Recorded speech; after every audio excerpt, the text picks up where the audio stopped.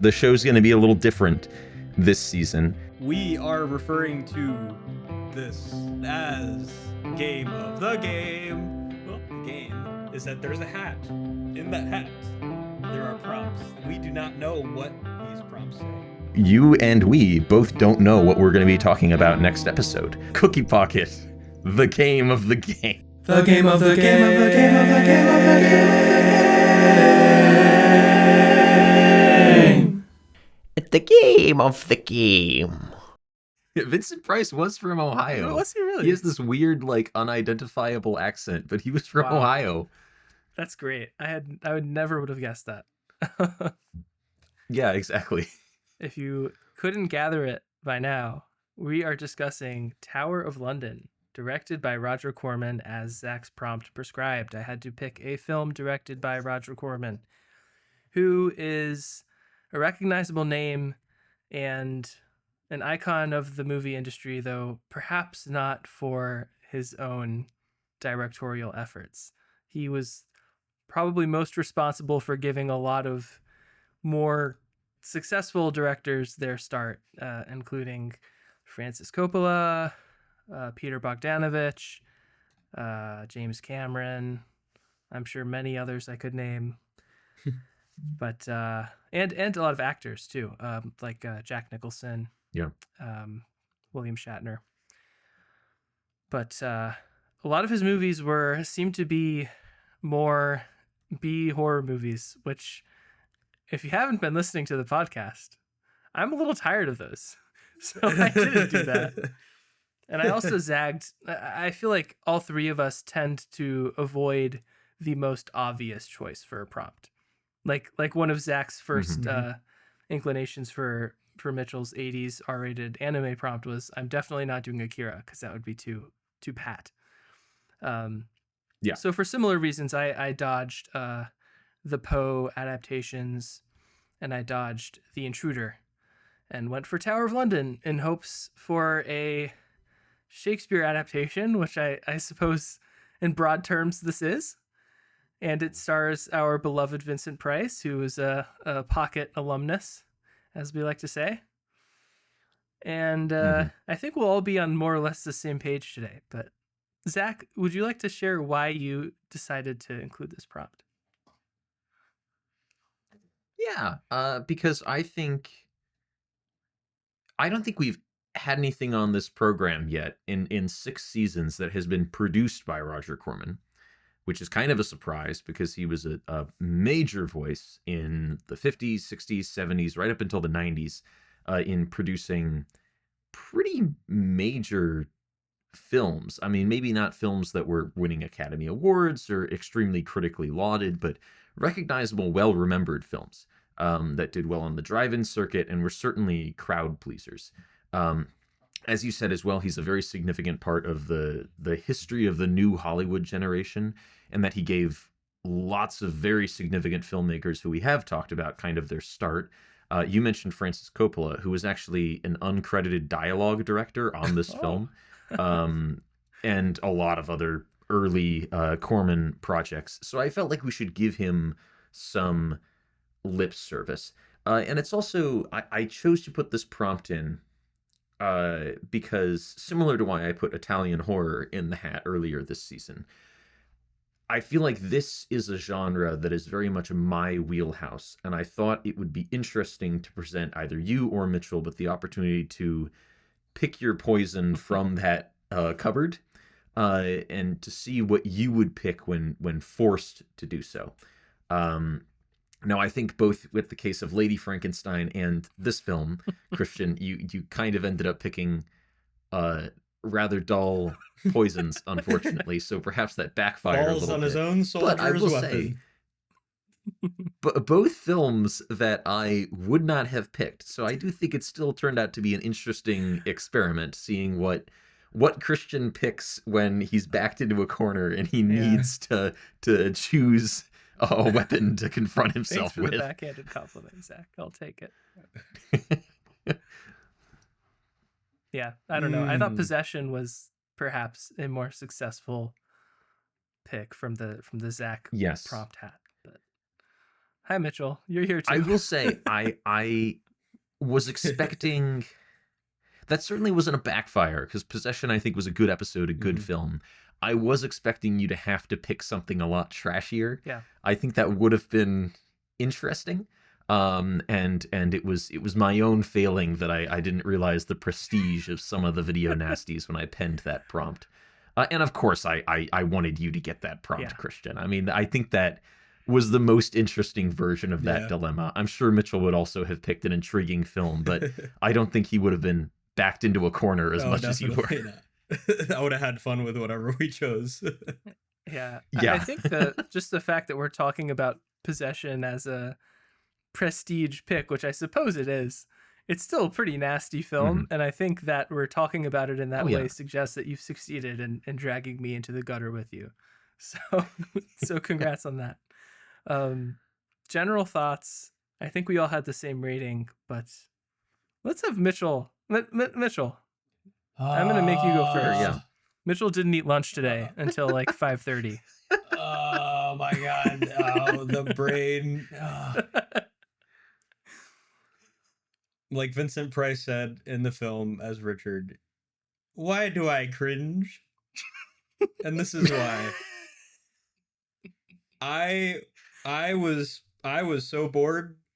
I can tell you what, if Zach asked me to recall Richard III and Macbeth right now, this film would be the output of that.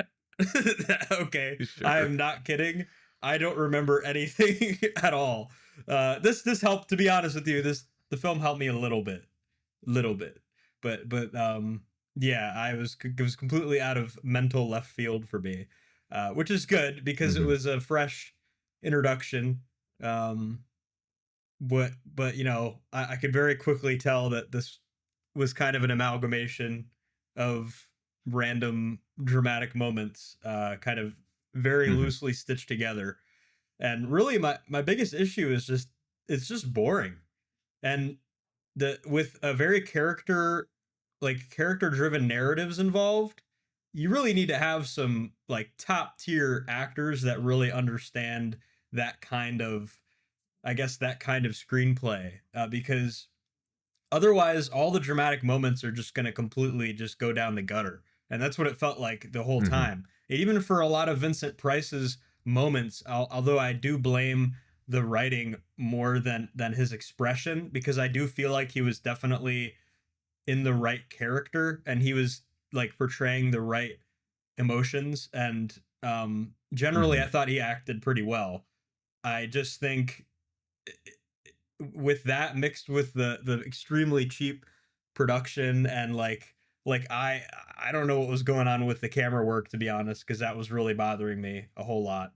And I was constantly thinking about it the whole time. It felt super jittery and janky, and just everything felt really flat. And I mentioned in the review that it's dusty, and everything feels dusty in the good way, I guess, because it kind of feels like a Poe Vincent Price story in that way, and it feels like kind of a spooky tale-ish, but everything else is so one note and boring and has no weight behind it pretty much whatsoever, and it pretends really hard that it's like a Shakespeare production in a lot of moments. All of that together just really was lame. It was just really lame. It really, like, every time the hauntings happen and like the double exposure ghosts come out, like I can see what they're trying to go for, but it's like the interactions are super like Ghost Huntery, and I don't know why I thought of Ghost Hunters International, but my parents and I used to watch that all the time, and it's just like, what are you doing? Where is that? Oh, these objects, throwing the object. Oh, right there. There he is. There's the ghost. There he's coming. And it's like, it gets really old really fast. So overall, pretty disappointing, but with some interesting moments we can talk about. Well, I also didn't think this was a particularly good film, but I do think I enjoyed it more than you did, Mitchell. I say this a lot when we talk about B movies, and I don't mean it to be some kind of pulling of rank, but I have watched a lot of crap in my time. Basically, throughout all of high school, if I wasn't watching a Doctor Who DVD, I was watching old like drive-in B movies on Comet, which was a Whoa. cable channel that we got.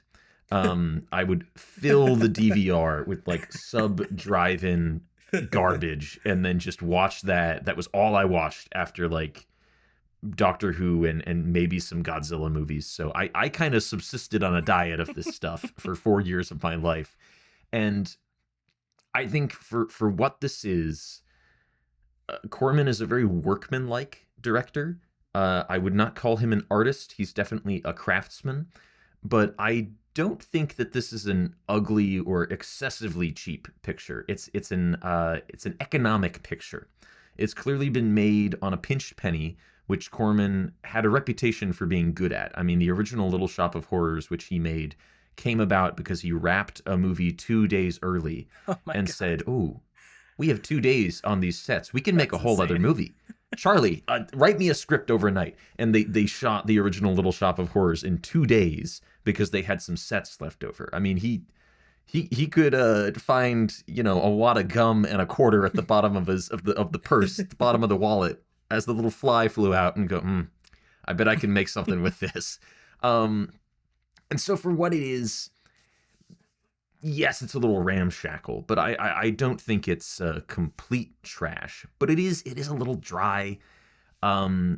It starts pretty quick. Mhm. I mean, to begin with, this feels like it's hurtling downhill without any brakes. And then in the middle, it feels like they know that once Richard kills the twins, or the brothers rather, it seems like they know that after that they're going to run out of space to tell the story, so it takes a while to get to that, and there's a lot of padding.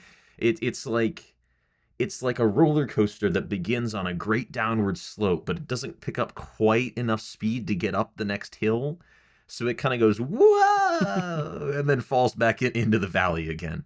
But it's got some nice atmosphere. I really like soundstage spooky.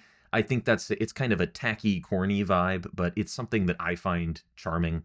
And so all, the dry ice and the double exposures of floating ghosts, I enjoyed that. I mean, it's still a 2 out of 5, but I had some fun with it because this genre, I think, appeals to me in sort of a quaint way. It kind of reminds me of, I watched the original House on Haunted Hill last year before Halloween, and this has a similar vibe. I compared House on Haunted Hill to like a carnival haunted house, and this kind of feels like, maybe due to the historic aspect and the occasional references to Shakespeare, this to me feels like I don't know, like some like roadside House of Horrors wax museum.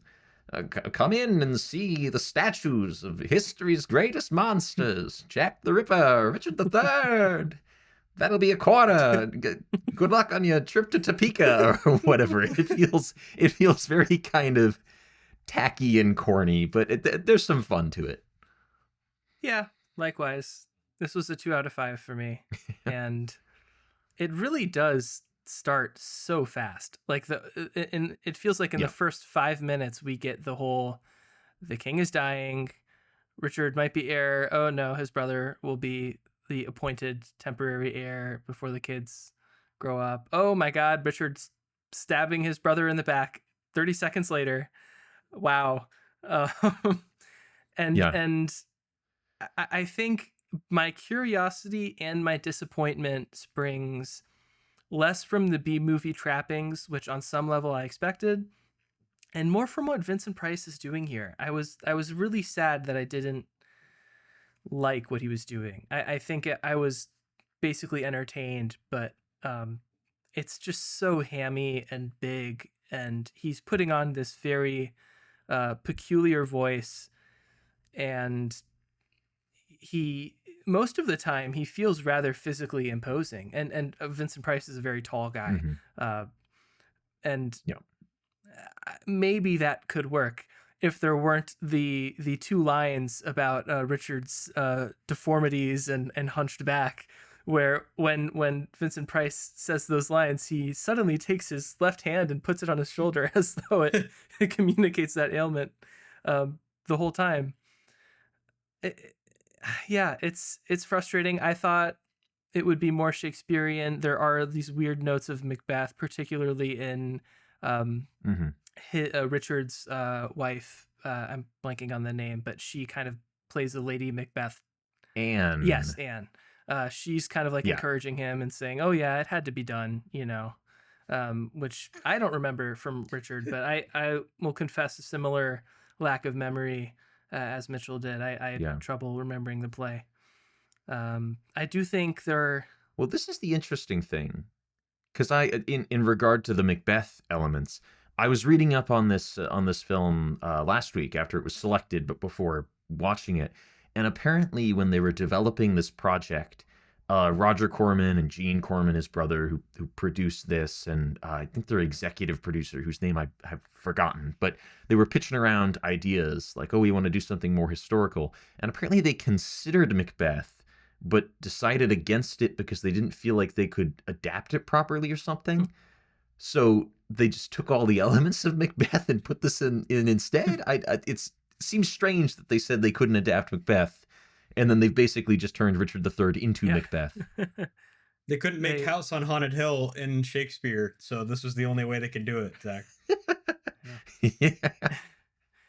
I think like some of the torture or interrogation scenes are all right. They're kind of fun in that B movie way. The whoever's screaming on the rack, that was good.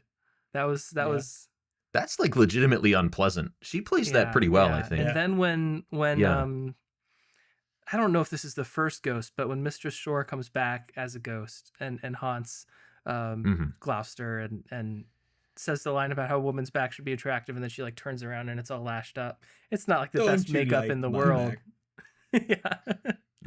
It's a an effect, but I thought it really worked based on the way that actress delivered those lines. I thought that was terrific. And I think I'm generally just a sucker for double exposure.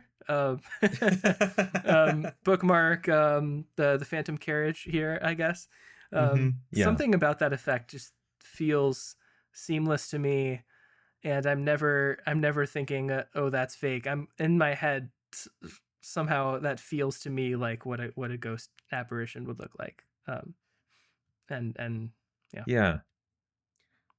I think that's interesting, because I felt the same way when we talked about Phantom Carriage like 5 years ago now, that it's a fairly, I mean, at the time they made the Phantom Carriage, it was a lot more difficult, but it's a fairly like rudimentary effect. But I guess at this point, it's been cast off as like dated for so long that there is kind of a novelty to it now compared to the much more over the top way that ghosts are typically portrayed in media now. A floating blue, this computer generated apparition. There's something about it just literally being the person and like a translucent version of that, but like you're saying, not some like superimposed color or computer element to it. That just makes it feel more real to me. Yeah, I'm gonna be real, guys. I don't really have questions. Yeah, this is it's a pretty light one. I was thinking of some things that I do think would be interesting to discuss, specifically Corman's direction, because Corman is one of these, producers who gave a million different interviews over the years where he always stated, here's my rules for directors. And then I don't know why he gave him this accent. That's not what he sounded like. He would, here are my rules there we go. for directors. That's a little bit closer. And apparently when Jonathan Demme made his first film, because Demme also was part of the Corman kind of brat pack, I guess. When he was making his first movie, Corman gave him 3 rules of advice for directors. And they were, when possible, always move the camera. Try to use interesting angles wherever possible. Oh, no. And make your villain as interesting as your hero. Oh, okay. Well, now, that's good. do we think that this movie follows those rules? The third one is not really a contest, I feel like. Yeah. The first and That's the a first good and point. second one I definitely see, but I also think that's like two of the worst parts of the way that it's filmed. And it's weird because I Really? never really noticed stuff like that. I'll go back to Where Eagles Dare Mhm. when Christian and I died on this hill, and we were like, who cares about how it's filmed? Just show what's going on, right? I just think in this case, I mean, there's a lot. I mean, not a lot, but there's a pretty good amount that goes on in the backdrop. I'll Mhm. tell you right now, pretty great A1, 5 out of 5 fire positioning in every single shot. Oh, The sure, yeah. lighting is used pretty effectively, and I'm fairly. I mean, with the costumes and everything, I'm just very convinced, like, of the era for the most part. Besides the acting and the Mhm. accents and the very '60s kind of sounding people there are. Yeah. By and large, I mean, it's a pretty immersive environment with an adequate amount of depth to it, to the point where there's really not any need to like over exaggerate specific things. And I think it just comes Mhm. back to that impasse that I was talking about, where it's kind of trying to interpret literature that's like a lot of the character drama and the way that things happen is more important than what actually happens. And because the Mhm. film is trying to over exaggerate and make up for the fact that you don't have the literature and you don't have all of that time, to film it, even if you tried, it's just trying to make up for it in different ways. And I feel like the camera work's doing too much in that way. Where if the Mm. film settled more into a more generic story and wasn't necessarily trying to interpret all these different things at once, then I feel like it would have been a lot more interesting if it stayed more to like a haunted house, like 15th century themed kind of. Mhm. Yeah. I think he follows his own rules, if those are the 3 rules. Um, but often the camera, and this is a weakness of other, Corman directed films too. Some of the Poe films suffer from this, because I will completely agree that locking off the camera can make a film feel cheap. This has, nice big sets and pretty nice costumes, but the lighting is rather flat. It's also in black and white, which at the time, 60s was an indication of a lower budgetary level. If you lock off that camera, it can contribute to this feeling of the film being small and cheap. But often Corman kind of moves the camera just for the sake of moving the camera, and it's not really revealing information or creating a mood. There's one scene, I think it's about halfway through, where Richard is in the throne room, and we start the scene on the chandelier, and then we crane down to see Richard. And the chandelier does not become significant to the scene. The chandelier doesn't matter. The chandelier isn't being lit. The chandelier isn't being like turned off. We just start on the chandelier and then go down, because make sure to move the camera wherever possible. And that's a case where it kind of feels like, okay, why? Like, but Corman's got to make 3 movies this week, so yours is not the reason why. Just move the damn camera.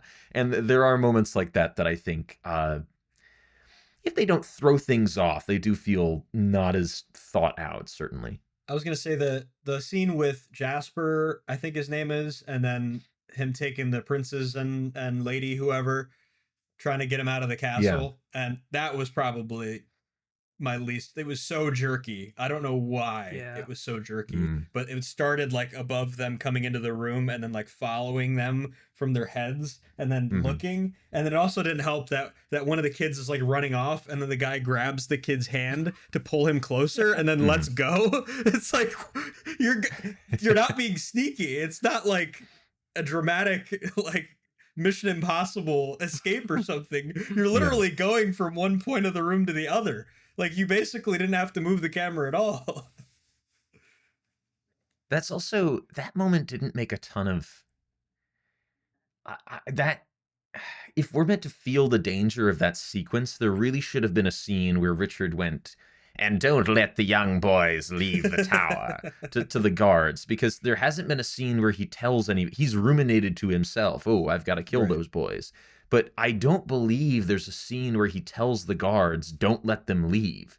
And so Jasper, if that is the character's name. I remembered. I think he plays the father in Hellraiser, like 30 years later. That's how I recognized him. He's a lot younger in this, but if that is his character, Jasper, he stabs one of the guards. Like he kills one of these men when he's like a man in a position of authority in this castle. He could very easily have gotten these boys out without stabbing a man on the chest secretly. Like that moment feels a bit like, all right, we need tension here. We need a set piece. So we'll have them sneak out. And again, just, wham, bam, keep it moving. It feels like some things were overlooked. Yes. Gosh. I think in terms of the camera stuff, there's one moment I recall enjoying, which is having this sort of top corner of the room perspective on Edward's bedroom as he's dying, and you kind of get this feel of everybody in the small room. An example of the camera moving that I definitely don't like is when Clarence is stabbed and killed and then like thrown into the vat of water, but also the actor playing Clarence is clearly like alive and conscious and moving and trying to like fit into the tub. And the camera's moving, which just makes it all worse. I think regarding the whole conflict and communicating the threat of the young boys, similarly to how the lines get blurred between Richard and Macbeth, I feel like there's not enough of a difference between the killings of Edward and Clarence, or the death of Edward and the killing of Clarence, being like the present day, like short-term obstacle to Gloucester, Richard assuming the throne, and then these kids being like the future problem. But everything is so kind of like feverish and fast. It just feels like Richard's like, I gotta kill all these people in 60 minutes or I'm not gonna be king. Yeah. It's just zoom, zoom, zoom. It's like supermarket sweep. And then he sees the ghosts and everything, and he's like, oh. And then it's like you get a different Vincent Price face every time he gets haunted. It's very slightly different, but you get one in full screen and in 4K. Assuming you have MGM Plus or whatever else you have, you will see it in 4K. I will say that the poster for this movie, I do quite like the poster for this movie, which takes full advantage of the Vincent Price face. Most of the poster is Vincent Price doing a look over his shoulder with his crazy Edwardian bob. I will go back to is great too. Go ahead. Oh yeah, the tagline. Yeah, that's, do you have the courage to what's spend the tagline? 83 minutes in the Tower of London? which lends back. It lends to what Zach was saying about it being like a haunted house circus like vibe, and it being spooky and cheap in a endearing way.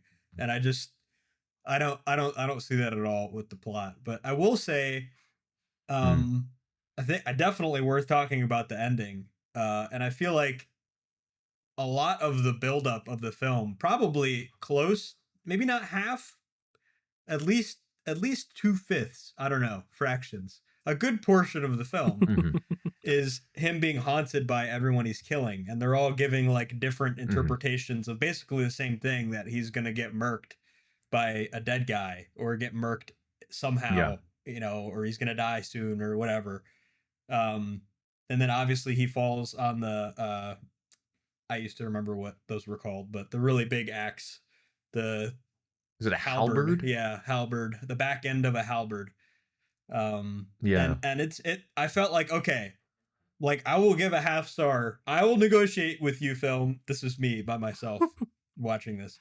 I will negotiate with you if you play this really well and you play this really believably. I will give you half a star.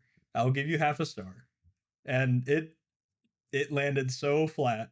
It landed so flat. Yeah. Now, it was funny seeing Vincent Price swing around and make all these poses and imposed as the battles are going on, which by the way, zooming in on whatever the place is called, I don't know why I'm forgetting right now. Bosworth. It's like zooming in on the map, like the Indiana Jones style like map, and they're like playing all these battles in the background, which for the most part it was pretty cool, pretty immersive. But man, he just falls on that thing, and I don't know if it was on purpose or not, but it was just like that was a lot of buildup for a whole lot of nothing, and it makes it so much Yeah. worse that these actors after these guys, which I don't know if I think we've seen one of them before. I get some of them mixed up, and he's like, Mhm. what is it? I already forgot. I literally just watched this and I already forgot. It was like, what happened? He basically says he tampered in God's Yeah. domain. It's like the go-to B Or movie like what did he deserve? morality line Like at the end. why do you think? Yes, Like, yeah. why do you think this befell him or something? He's like, justice. Yeah. Like, and Yeah. it's not even like dramatic. It's not over dramatic. It's just like two guys showed up and just said it and then rode away. Yeah. And then his helmet like floats. We only have these horses for 45 Right. minutes, so we got to get this take out Right. of the way. That battle scene though, or that battle montage, is another good example of economic Yeah. filmmaking on Corman's part, because there's a couple medium shots of Vincent Price on a horse, and a couple of our other leads, fighting people on horseback. But most of the big crowd scenes in that montage are actually from a 1930-something movie, also called Tower of London, which is kind of also an adaptation of Richard III, which Vincent Price was also in as a much younger guy. He's the one who gets tossed in the wine barrel in that movie. But yeah, use those crowd scenes, put a map over it so that we can't tell that it's of a different quality, cut in some shots of our leads, and there we go. There's our battle montage. But yeah, the resolution to that, I feel like they were trying to do like a Macbeth type thing again, which I don't know why they didn't just adapt Macbeth. Maybe their executive producer nixed that and they were trying to get one over on him or something. I don't know, but I think they were trying to do like a Burnham Wood type thing, where this impossible prophecy comes true. But the guy whose axe it is that Richard falls on, we don't even see his face. He's just some guy. He's just some corpse. And Richard III has like a great conclusion. It's insane to me that Vincent Price plays Richard III in this and doesn't get a horse, my kingdom for a horse moment. You could put it in that monologue where he's like, I think he has like a couple decent moments in this where he gets to like sink his teeth into the role, hammy though they may be. I mean, he's the one who's most fun to watch here, other than I forget the character's name, but the guy who plays like the tower physician, I think is also quite good. He's an yes, he's a fun actor to look at and seems to know what kind of project he's in. He's got some charisma to him. But yeah, I mean, there's the moment where he's like, the other children would never let me play with them, when he's in kind of like his stupor. That's an emotive moment. It's kind of cheap, but it shows a different side of the character.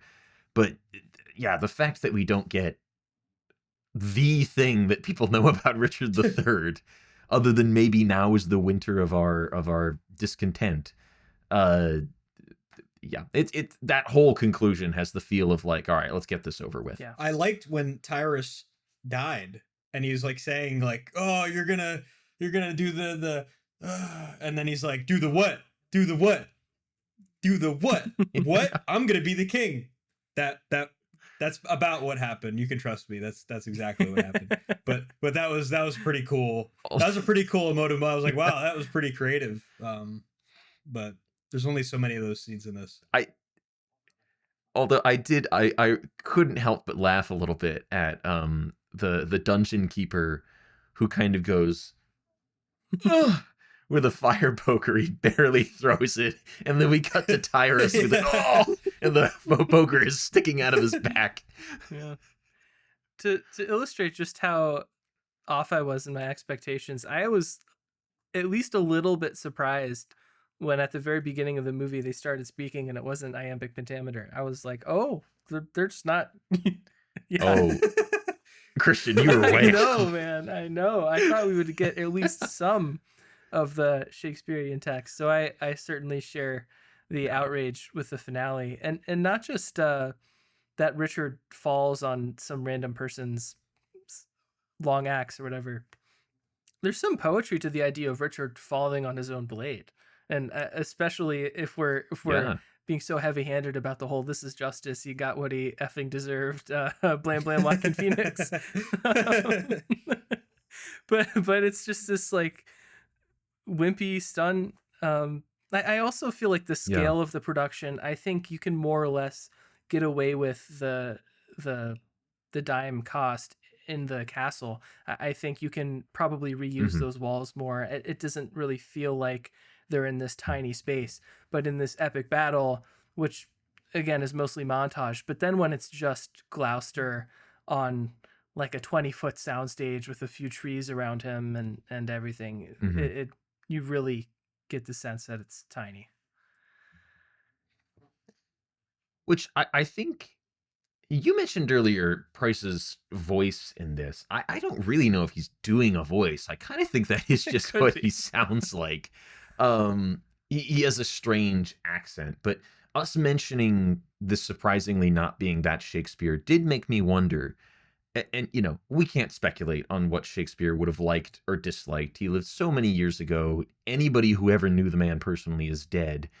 But based on what we do know about Shakespeare, I don't know. Do you think he would have appreciated this film? Now, this seems like a silly question because Shakespeare is now seen as this high art, the domain of scholars. But at the time, Shakespeare was making plays for, you know, these bawdy, lurid plays for the common man. And I do think that if Shakespeare was around in like the 60s, it's I think possible that he would have ended up working more with like the Roger Cormans and William Castles of the world than rubbing, you know, elbows with the elite prestige Hollywood filmmakers. So I don't know. Do we think that Shakespeare would have seen something in this kind of filmmaking, this kind of B movie drive-in storytelling? Hmm. Maybe. I'm intrigued by the argument, and certainly there's a lot of gallows humor and everyman aspects to Hmm. I think all of Shakespeare's work, even the later stuff. But I still think he would probably be bothered by the text and the Oh, sure, reduction yeah. to the story. Um, I don't know.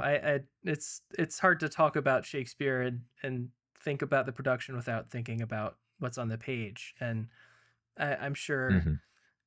I'm sure the stage productions of Shakespeare were relatively low tech affairs, and they're studied now for better or for worse as books in English classes, probably more than they are as plays.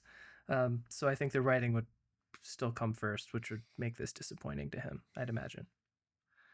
Zach's given me this AP response, like, get out the big packet. I gotta write all my thoughts in 5 seconds because I don't remember anything, and I'm just hitting the BCR, word count. 30 minutes. BCR. Yes. Yep. Yep. I did get a 5 in English lit. I got a 5. I Whoa. don't remember anything. Well done. Thank you, Zach. Thank you. But I don't remember anything from that. Yeah, I mean, if Shakespeare wouldn't get canceled, then I would probably say he would appeal to the common man and be more of a purist, I think. And I do think those somewhat go hand in hand. Being a purist, like originalist with your own work, I Hmm. feel like it is sticking to your guns and keeping things, I guess, like you said, the economical aspect um, makes more sense to me. Um, that's all I could say, Zach. I'm sorry. That was a 2. That was a 2 right I there. mean, Ah, I thought it would be that's an a 3 or a intriguing 4. thing to throw out because yeah, I was thinking about it on my drive to work this morning, which is where I formulate most of my cookie pocket thoughts. Is on my 45-minute drive to work. I turn on 91.5, listen to classical music, and then I talk to myself like I'm on the podcast, showing the man behind the a curtain new here. idea every time you get cut off on the Capitol Beltway.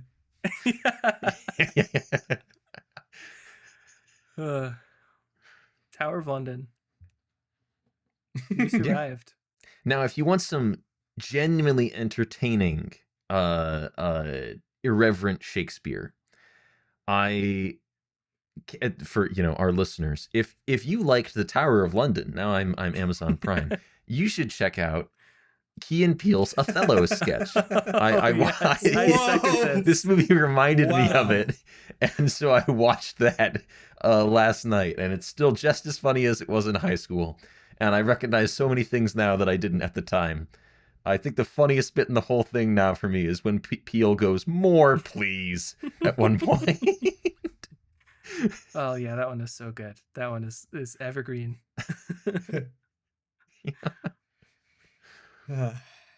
Well, I feel like maybe we're moving into week in review territory. I think we've said all we can say about Tower of London, unless you guys have any Hail Marys. Nope.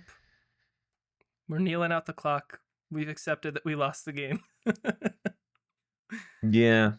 Oh, I would say, if you're somebody who likes to watch a lot of horror movies in October, if you're somebody who does like movie nights with friends in October, you could maybe get something out of watching this as it was originally intended. Pair it with another horror film of a similar length. This one's the B picture. Hopefully you pick something a little better for the A picture. And I think that could be a fun experience. But yeah. 2 out of 5. It's not a great It's film. not worthless, but 3.2 on Letterboxd. I was kind of hoping, oh, we're nerds. We like Vincent Price, but we all gave it a 2. So, but I think Zach's kind of hit the nail on the head. Yeah.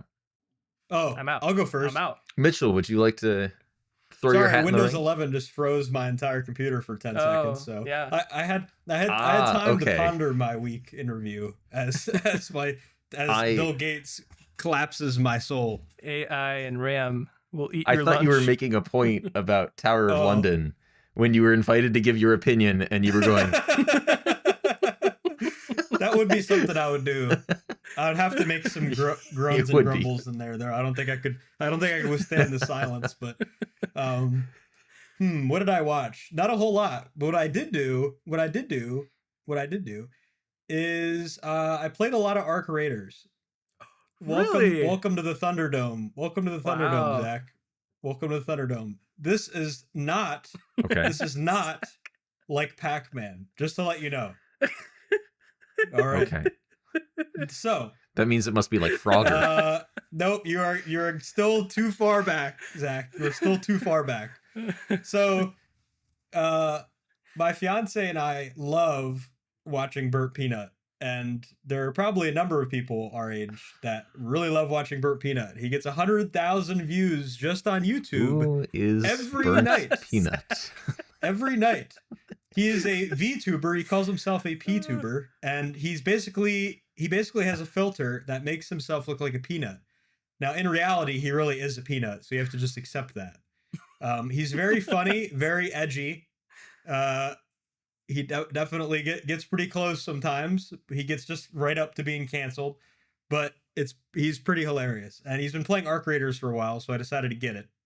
It's an extraction shooter, which basically means you go into the map with either by yourself with 1 or 2 friends. It's third person, and you go around this map, and there's like 6 or 7 of them. Oh, how about that? Didn't do that on purpose. And you get a bunch of loot, and you leave. And there's certain places in the map you can leave. Now, it's a PvPvE game, which means that you can kill other people. Whoa.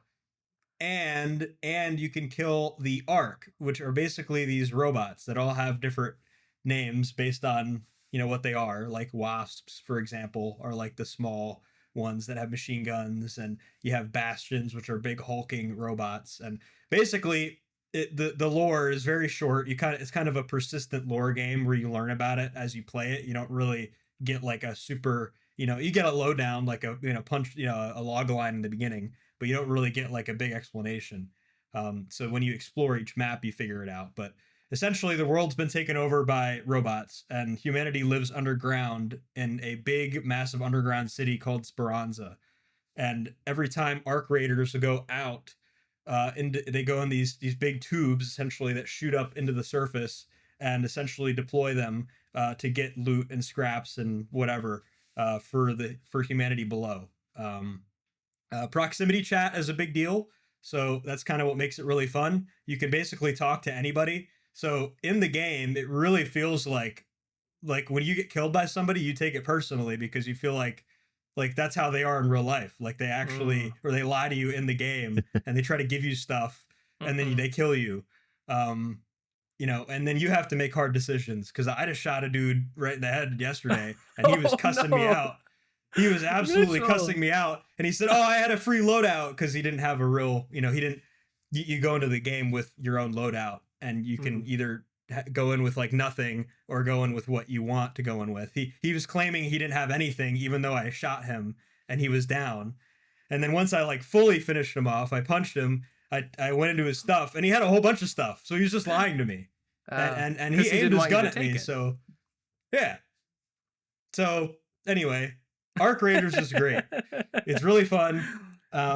It's more of a casual kind of extraction shooter. Escape from Tarkov is like a first person, like I guess it takes place in kind of a Ukraine inspired environment. It's very realistic. You get shot like once and die. But in this, it's a little bit more forgiving. But yeah, it's just the thrill of getting like really good stuff and trying to leave, and it takes forever to leave. Like when you go to extraction, it takes forever to leave, so it's like really exciting. And yeah, it's a lot of fun. It's really sad when you die with all your good stuff, but it's worth it when you have the good runs. So anybody who's interested in that premise, highly recommend it. Oof. I don't know if I'm strong enough. Well, I also had kind of an uninspiring week, even though I watched a decent amount. I watched Orson Welles' Othello. I watched Orson Welles' Mr. Arkadin. And even bigger, I find myself rather uninspired by a lot of the back half of Orson Welles' career, if I'm totally honest. So I was sort of at a loss for what to discuss in Week in Review today. I thought about discussing the Key and Peele Othello sketch in Week in Review. That's how desperate I was. But perhaps I am even more desperate, because I am going to talk about the music video for Bleacher's You and Forever, which came out yesterday. Now, Christian doesn't have to worry. I'm not talking about the song itself, which is fine. It's no Modern Girl, which is a song I absolutely love. But, you know, it's fine. I am talking about the music video itself, which is strangely bisected. Now, some people could claim that I was eager to check out this music video because it was advertised to feature a scantily clad Margaret Qualley. The music video is about 4 minutes long, and the one half of it is Jack Antonoff having a very bad day. He gets hit by a car, he gets stuck in the rain, he gets punched by a guy. The other half of the narrative is Margaret Qualley in an apartment with a dog, and she's trying on a variety of slinky lingerie, and these two halves essentially never meet up. It's not really apparent why she's in the music video, other than the fact that Jack Antonoff wanted to show off his attractive girlfriend. At the end, he gets up to an apartment, he knocks on a door, and it's implied that it's her door, and then they tease their album, which will be coming out later this year. So, you know, it's possible that this narrative will be continued in other music videos. That could be neat. Then again, I thought the same of the music video for Sabrina Carpenter's Man-Child, and that also didn't lead to any other kind of narrative in future music videos. Although I have warmed on that music video. It features a fun reference to Band of Outsiders, which you wouldn't really expect from a music video. Yeah, it's fun. It's pretty much just like, oh, the dance scene, but you don't expect that in a modern pop music video. I like Bleachers. It's surprisingly, they are not a group that I quite realized I liked until late last year. But they've done collaborations with a good number of my favorite artists. They collaborated with Carly Rae Jepsen, who I am very fond of. They collaborated with Tessa Violet, who I'm very fond of. Jack Antonoff has produced Taylor Swift's last 3 or 4 albums, which last 2 were kind of iffy. I sort of jumped off the boat after Zach, we're gonna get hate comments. The after school acrylic arts club or whatever it was called. I like them a lot. They have kind of a Killers Springsteen vibe, which I enjoy. But I'm going to say this music video had pretty transparent aspirations. If I gave ratings to such things, I would give it a 2 out of 5. Perhaps my opinion will differ if they release more music videos. Perhaps I will not even watch the music videos. This is kind of a filler week in review from me, folks. Oh. I'm sorry to give you such lesser content. And while I have the mic and I'm running out my time in this filibuster, a belated happy 150. Our last episode on Wicked City was the 150th episode of Cookie Pocket. Woo! Oh my god. Yeah. Ooh, these made old it. bones. What a film to get to 150. 150 more. 150 more. Wow. Even when we're doubly exposed ghosts, we will come back to haunt you, listeners. We will come back. Who would be haunt? Whoever's listening, I don't know. Kevin, probably? Technology's getting crazy. AI? Kevin, Oh. what did you think of one battle after another? Is that Zach? What's Zach doing here? Well, I'm glad that we got a video game week in review from Mitchell and a filler right. week in review from Zach, because my week in review will be both of those things as well. Yeah, baby. I watched a few things that were uninspiring. Tomb Raider live action movie. Yikes. Didn't finish it. Ooh. Burden of Dreams, Ooh. the documentary about Fitzcarraldo, pretty good, but just so freaking bleak, and I don't think I have anything to say about it. But I finished a decently long game today. I finished the main story for Ghost of Yote today. Woo. Yeah, and I think I'm gonna go for the platinum. I'm like decently close. Nice. I've got like 50 some hours in it, and Jeez. yeah, I know. It's pretty good, man. It's pretty good. I rated it on GG, the Letterboxd clone that Mitchell introduced a episode or two ago. 4.5 out of 5, and I would say from a textures, locations, visuals standpoint, and from a gameplay standpoint, it is just so freaking fun.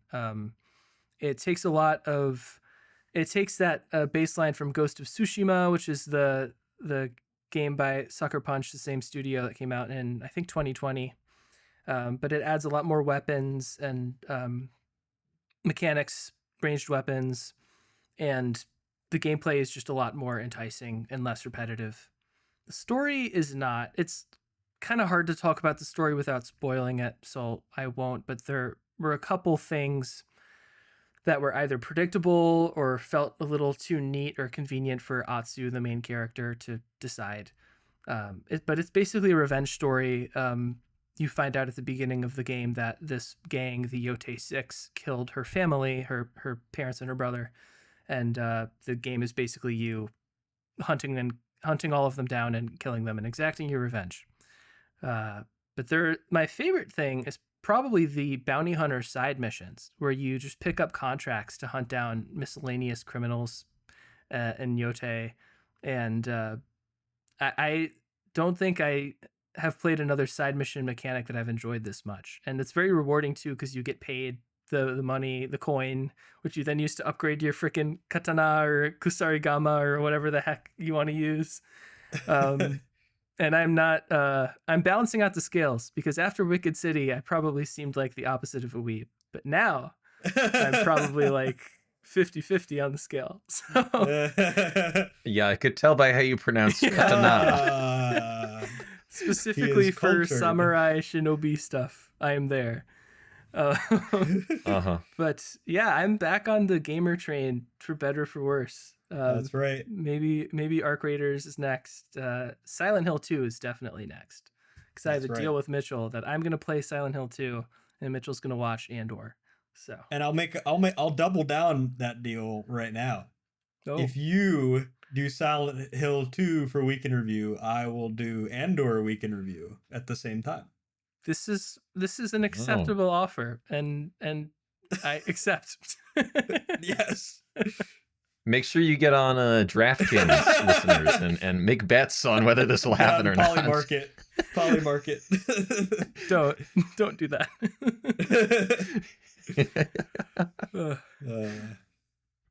Whose prompt is it? All right. Is it Mitchell? Is it mine? It is Mitchell's poll this time. I should have been on the draw. I just There are sent the So this is Roger where Corman we- prompt, Mitchell. I neglected to send it last Yes. week. Yeah. All right. Cues bumma. Oh shit! This one's good. You're gonna have to high school me. Okay. Oh my god, this is crazy. Are you ready? I feel like Sports this is fans? the one I wanted Zach Yeah. to pull, but here we It go. probably is, but it's funny that it's me. A film that uses generative artificial intelligence. Yep. I'm guessing based on your reaction, you're going for that one, Mitchell. Yeah. Oh yeah. Okay. Zach seems perturbed, All right. audience, just for the record. So I achieved my Well, goal. if listeners, if you want to hear me go on a hell of a rant next time, that'll challenge the greatest speakers in history for length and verbosity, not necessarily for quality, and make sure to tune in. Have a good time, listeners. Christian dropped the diabolical nuke. The game of the game of the game of the game of the game.